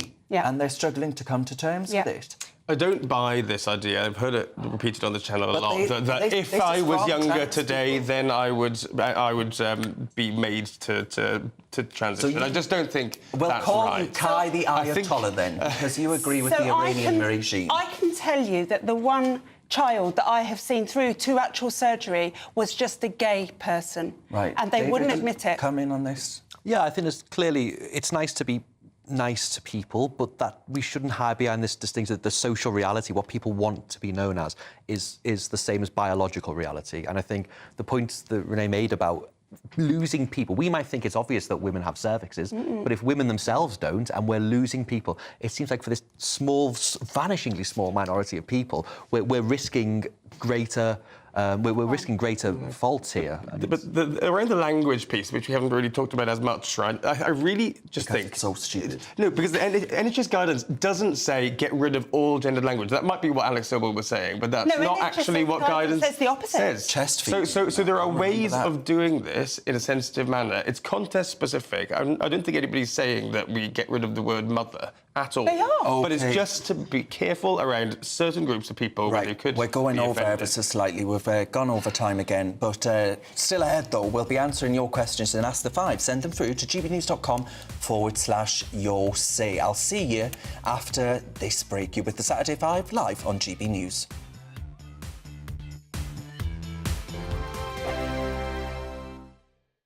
Hello there, welcome to your latest GB News weather from the Met Office. It stays unsettled through into Sunday. Storm Bert continuing to give outbreaks of heavy rain across the country, strong winds as well. And we can see that on the pressure pattern. Bert sat to the west of the UK, bringing in strong winds, outbreaks of heavy rain right through the rest of the weekend. And we can see the rain across much of the UK through this evening and into the early hours. The bright colours indicating some heavy bursts of rain in there. So there could be some local disruption combined with snowmelt across northern England, parts of Scotland as well, as temperatures continue to rise. Double figures overnight across England and Wales, well above where they should be for the time of year, in a huge contrast to what we saw over recent days.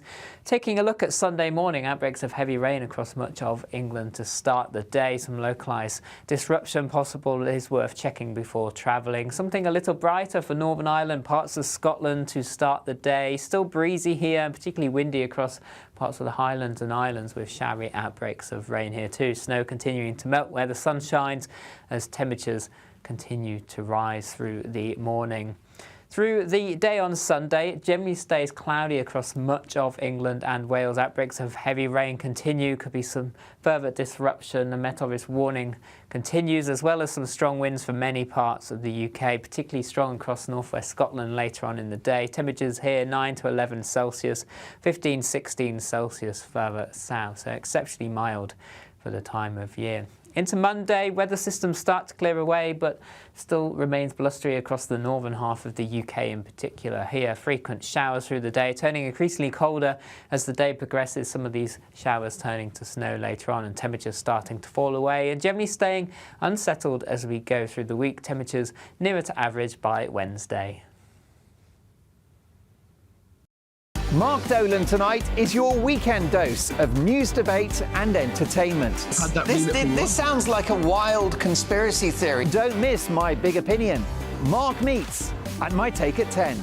Democracy is a funny old thing. And we don't do boring, not on my watch. I just won't have it. Let's go and get another glass of that bubbly. You've earned it. That's Mark Dolan tonight, Saturday and Sunday, 9 to 11, only on GB News, the People's Channel, Britain's news channel. Welcome to State of the Nation, daily plunge into the stories shaping our country. I'm Jacob Rees-Mogg, and Monday to Thursday we bring you the insights, the facts, the truth about how our country is being governed. Because what happens in Downing Street matters down your street. Tune in to State of the Nation every Monday to Thursday, 8 to 9 o'clock. Only on GB News, the People's Channel, Britain's news channel.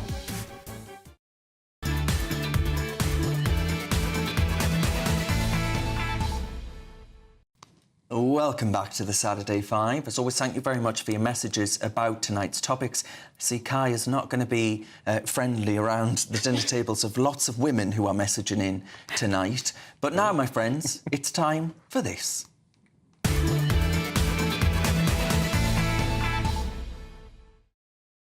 Yeah, it's time for our fire round, bunch of five. And tonight we start with Charlie. Charlie, what have you got for us? So in the last week, we have seen disgruntled farmers take to the streets to voice their opposition to various farming reforms, specifically on inheritance tax, that this incompetent and stupid Labour government are bringing in. But what I would say to those farmers is they're not going to listen to you unless you make life hell for them. Because this government is not, as I've said already on this programme, they're not interested in the interests of the British public. They are serving different masters to us. So I would say to those farmers, to be clear, in a non-violent way, crank up the heat, OK? You have you are able to cause problems that other sectors of society aren't with your machinery and with your the way in which you influence the food chain and this sort of thing. So I would say to you, to the farmers listening, you need to turn up the heat. Well, I assume you'll agree with that. I can't believe how many times I've defended you with manure. I've had to defend the right to protest on this channel so many times. So I'm glad to see somebody who agrees. I've been asked to justify all sorts of Israel-Gaza protests in the last few months. I don't think Charlie was suggesting that the farmers go around ripping down priceless art. But he is suggesting disrupting the food supply, which I'm told is one of the sacred roles of farmers. At least that's what I hear from you. And that's why they need to be able to continue to do it, which you are trying to preclude them. Because the rich farmers, the richest of farmers, want to preserve... It's not just the richest of farmers. Do not patronise It's principally the richest It really of farmers. isn't. To be fair, he's on BlackRock's payroll, so you can't blame him for going to bat for them again. They'll be buying the farmers, yeah. Renee, what have you got? Save the day, Renee. Save the day. So this week, Jaguar rebranded, and it looks fantastic. We've got it here for you coming up. Unfortunately, I'm joking, and it's not fantastic. Oh, no, not that one. Get the new one, the real one. That was Alice's attempt, and they stole it from her. That's our fridge at home, by the way, guys. So they've gone so woke. There it is. There you go. They've used Comic Sans to rebrand this classic brand that had a leaping, tiger over the bonnet. But not only that, there's no car in their ad. They're just homogenous-looking human beings. I think some of them are men in dresses. They've gone so woke, I hope they go broke. Yes, well, I mean, I would agree. Charlie, this kind of stuff, is this BlackRock? Yeah, I mean, this is literally a direct consequence of the kinds of programmes that BlackRock fund, so, ESG. David, will you be dashing out to buy a Jaguar? You'll be proud to be seen with that logo. Do you identify with I've already got half of those dresses at home, so I'm basically there. He is joking before anyone at home, says... Don't send in hate. Kai, did you like it? I don't think it's bad to have diverse people in ads, but it's terrible marketing, this ad. I think it's awful. Not to have the car, and not to ditch, as Jaguar, not to ditch your sort of the focus on heritage, the strong brand. They're marketing to people like you. Will you buy the car? You would. You'll leap out. He's on the e-scooters running people over. I didn't need a Jaguar. Right, I need to talk to you about Christmas jumpers. Now, bear with me on this, because I was scrolling through the Marks & Spencer website. Start with not the England one. The England one has lions on. I'm telling the producer here. It's very important to start with Scotland, Wales and Ireland. So this one is Scotland, I believe. Nice, I can't see that far away. Lovely. But if you get rid of the strap, if you get rid of the strap there, so that our viewers, and for radio listeners, this is the Scotland one on there now. And the Scotland one got 5-star in reviews, right? And now if we go to the Wales one, look, there's those stars again. So Wales doing very well, very popular, lots of love. Good for us. And let's go to England next. Lions. 3 lions. There we are. And on that one, 1 star. Activists have got their greedy little mitts upon the England flag. And do you know what the activists say? They say, is this really the right time to be releasing an England Christmas jumper at a time when we have just had riots? And I say to that, how dare you belittle the people of this great country by suggesting that they are the only constituent part of the United Kingdom that cannot have pride in Englishness? England has given the world so very much, so I bought the damn thing. That's what I did, and I'll be writing a 5-star review. And I assume it was you that wrote the 1-star review. Can't comment on that. I'll be buying the Welsh jumper.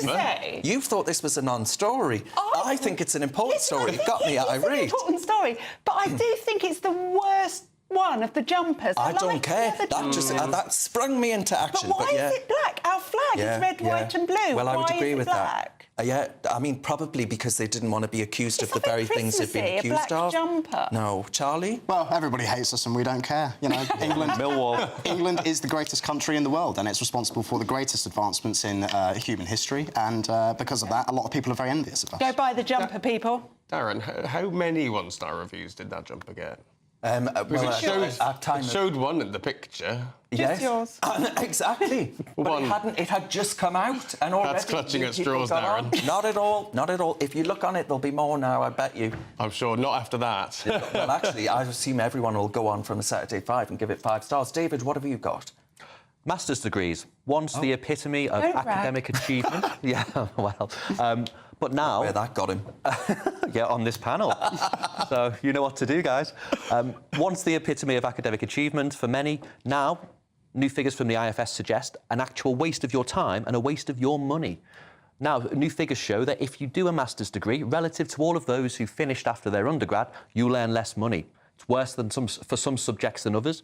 If you're a bloke and you do English at undergraduate and then go on to do a master's, you'll earn 30% less than what people, if they just did their undergraduate degree, got. Now, we've talked a lot about free choice, and I'm all for that when it comes to your education. As a university lecturer, how couldn't I be?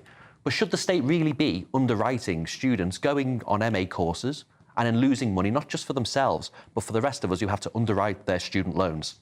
Is it not time to go back to academic achievement as the basis for how we fund our degrees? It's a total con, isn't it? It's a total con. I mean, because of the fact that the tuition fee figures have been frozen for so long, it's actually... arguably, you could argue that you're getting an all-right deal out of it if you're a British national. But you certainly can't make the case that you're getting a good deal out of doing a master's. But they feel that because of the inflation of grades and all the rest of it, and everyone having one, of course, that was Tony Blair's good plan, that it's totally worth it. Well, for many people, it's because the benefits are internalised and the costs are externalised on the rest of us, right, through taxes. Have you got one? I've got a fake MA. Oh, my God. Which I... Oh, for the Oxford... Yeah, you pay 50 quid after a couple of years and get it for free. It's not... like but I wouldn't be going into a master's these days. Right, Kai, what have you got on? Well, as we all know, a giant of the UK left died this week. Yes, the former Deputy Prime Minister, John Prescott. Nobody was better than him at connecting with the electorate. But also he was a crucial link between the party, the Labour Party, and the working class throughout the new Labour years. Now, will we see his likes again? Well, Michael Crick, who has been following the selection campaigns for wannabe Labour MPs for the election earlier this year, says not. He says that under the very strict rules enforced by Party HQ, while, that he wouldn't even pass selection these days. Now, with 28% of Labour MPs in 1987 coming from a working class background, which is now halved, will we see people like him? Will it be up to Red and Rayner to take up the mantle? I don't see we'll see similar candidates coming through anytime soon. Be interested to hear what you all think. Well, I think that your political party has totally diluted any meaning of a principle and taken a stance that actually represents the working people of this country. So I don't think your party will actually put someone like John Prescott forward again, because it is a pale imitation of the party that it once was. Look, on the one hand, I think, it does mirror the decline of working class jobs and the rise of sort of managerial jobs in this economy and the knowledge economy. People like me, sure. But I do think that we need to really stop the managerial class from taking over party politics. Yeah, well, the John Prescotts of this world have all gone to reform, haven't they? Because that's where people like that are now welcome, which is for the best. I think you do him an injustice to say that. John Prescott would not have been seen dead in that party, I can tell you that. Well, he might be now. Yeah. Well, anyways, still ahead. He probably voted for Joe Biden. We will answer all of your questions in Ask the Five. No topics are off limits. What the hell have you unleashed upon us this week? You're with the Saturday Five. We're live on GB News. It's Patrick Christie's Tonight, and here We do things differently. It's explaining the absolute madness of this, doesn't it? It's explosive. I mean, this is very good. It's lively. 850. Your government sat there, Sean, and it did nothing. It's controversial. And the Middle East has been in turmoil since before I was born. It's everything you need to kickstart your evening. Everyone's had their Weetabix tonight. I love to see it. That's Patrick Christie's Tonight, weeknights from 9 p.m. Only on GB News, the People's Channel, Britain's news channel. Good afternoon, Britain. Weekdays from midday. The row over Prince Harry's US visa will be brought back into focus. Earlier this year, Nigel Farage asked Donald Trump about this very issue. Let's take a listen. No one knows the truth. What did he put on his American visa form? If they know something about the drugs and if he lied, they'll have to take appropriate action. Appropriate action? What could that mean? Well, the fractured relationship between the president-elect and the royal couple, or ex-royal couple, I should say, began in 2020 when the Sussexes urged American voters to stay clear of Trump, urging them to reject hate speech, misinformation and online negativity. OK, well, to break down this story for us, we're joined by royal commentator Richard Fitzwilliams. Richard, so what are the chances of Trump saying, you know what, Harry, time to get out of here? I very strongly suspect that the new administration has other priorities, and also it wouldn't want the enormous amount of fuss. Can you just imagine it in hypothetical situations if it happened? I mean, we've seen Nigel Farage there get an answer from Donald Trump, which implied that this might be looked into, and it might. The Americans say that if you have taken illegal drugs, you're not allowed immigration status. Prince Harry, in his book, said he'd taken illegal drugs, and there he is with American immigration status. I mean, how do the two things make sense? Either he lied in the book, or he lied to the US government. I can't see that the future administration would want to be involved with problems with the British royal family, which obviously would occur if this happened. Yeah, that's true. Richard Fitzwilliams, thank you very much, as ever. GB News, the People's Channel.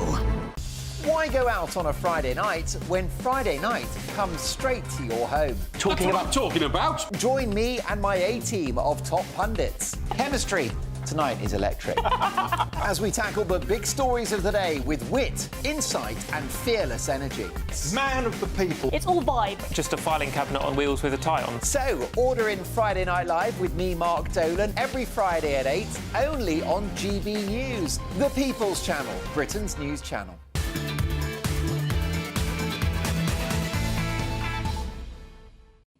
Welcome back to the Saturday 5. Thank you very much for your messages. Speaking of which, it's time for this.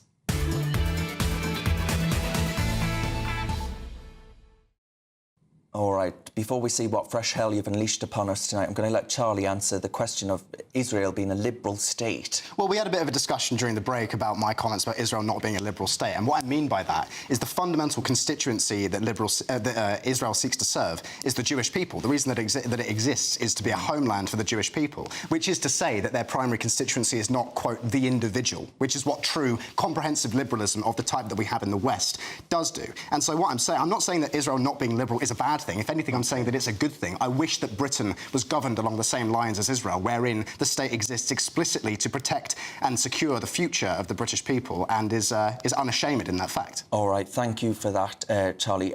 Right, we've got this question. Jerriman asks, on your say, what's your guilty pleasure, Charlie? YouTube Shorts. Oh. I wasn't expecting that, to be honest. Renee? Condensed milk. Mine is the toffee one in the Quality Street. Always go for that. I think you meant toffee condensed milk. No. Sounds pretty good. We're before the watershed, aren't we? So red wine and a hot bath. Believe that. I actually like taking a ball of mozzarella and eating it like you would an apple. That's the most divisive guilty pleasure that I have. Okay. I'm with you on that. Jeff has written in, and Jeff says, where would you go if you were to leave the United Kingdom, Charlie? Hungary. It is a beautiful country and highly homogenous. I'm thinking about Costa Rica. I think I would go to the United States of America. Yeah, Budapest. France. Oh, my God. OK, and we have another Questiano. Alistair asks, if a Prime Minister goes against everything they've offered in the election, should they be able to remain in office? So if they breach that contract with the British public, should they be able to remain in office? Charlie? Well, I mean, in theory, no, but in practice, what mechanisms do we have to remove him outside of violent revolution, which I disavow? So, following on from that, I actually think a manifesto should be legally binding. Ah, OK. That's interesting. I mean, they all would be in prison. Well, OK. God willing. We'll take over. Listen, I think, actually, the 5-year... I'm not sure I like 5-year parliamentary terms anymore, to be honest. I think it's a little bit long. The Americans do it every 4 years with 2-year refreshes of half terms. I'm sort of thinking, I'm not sure I like this 5 years of hell that they are unleashing upon us, my friends, and they didn't tell us they were going to do any of it. That's what's so hard to swallow. Isn't it? I thought you were going to say it's BlackRock. David? We'll say, in the reign of Queen Anne, they had 3-year parliaments and everybody complained that there was too much party politics. So if that's what you want to avoid, maybe you want longer parliaments. I agree with that, yeah. Like, we used to have 7-year parliaments before the Parliament Act 1911. You don't want that churn of leaders constantly coming and going. It's not good for a country. But 7 years of Keir Starmer. This leader's not good for the country. 7 years of Keir Starmer. I'm happy that you're all having a dose of the sort of psychic weight that comes with having to see a government that you don't like enact its priorities. Enjoy it. 14 years of that, so suck it up. I'm not sure many of us were happy with the 14 years. We'll see you knocking on the doors at the next election, but until then, you can wait. All right, OK. We'll leave that one there and let Kai spew his bile. Thank you very much to our panellists tonight and indeed to our guest and Charlie for his debut, of course. Actually, David, it's your debut too. Well done to you. Right, up next, it's Leo Kearse with the Saturday Night Showdown. Cheers very much for watching. We'll see you again, 6 o'clock, same time next week.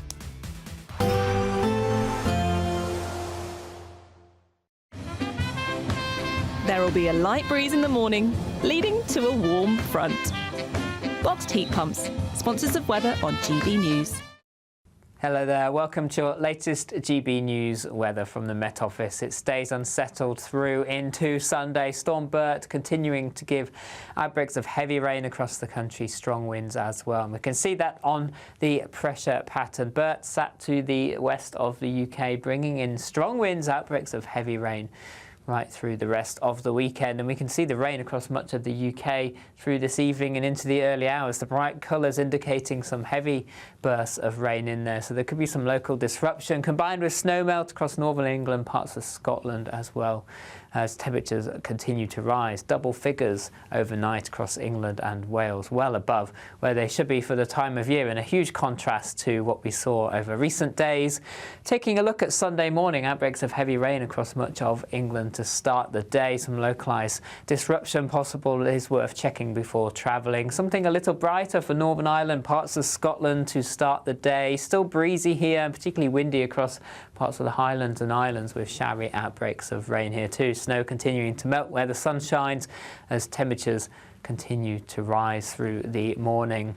Through the day on Sunday, it generally stays cloudy across much of England and Wales. Outbreaks of heavy rain continue. Could be some further disruption. The Met Office warning continues, as well as some strong winds for many parts of the UK, particularly strong across northwest Scotland later on in the day. Temperatures here 9 to 11 Celsius, 15, 16 Celsius further south, so exceptionally mild for the time of year. Into Monday, weather systems start to clear away, but still remains blustery across the northern half of the UK in particular. Here, frequent showers through the day, turning increasingly colder as the day progresses. Some of these showers turning to snow later on, and temperatures starting to fall away, and generally staying unsettled as we go through the week. Temperatures nearer to average by Wednesday. Even though we'll see a cloudy start, it'll be a bright outlook for the rest of the day. Boxed Solar, sponsors of weather on GB News. Imagine getting the call to tell you that you've won £50,000 in tax-free cash, our biggest cash prize of the year. Oh my God. That's a big surprise. Oh my God. This is amazing. I'm in shock. That is absolutely fantastic. Thank you. For your chance to win £50,000 cash, text cash to 63232. One entry costs £2 plus one standard network rate message. Or text bonus to 63232. 5 entries cost £5 plus one standard network rate message. Go to gbnews.com/win. Entries start from just £2. You can call 0903 681 3232. Calls cost £2 plus your network access charge. Or post your name and number to GB10 PO Box 8690 Derby DE1 9TT. UK only. Entrance must be 18 or over. Lines close at 6 p.m. on the 31st of January. Please check the closing time if listening or watching on demand. Good luck. Welcome to State of the Nation, daily plunge into the stories shaping our country.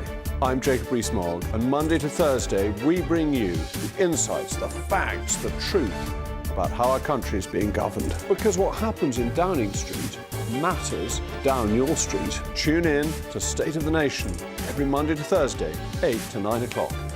Only on GB News, the People's Channel, Britain's news channel.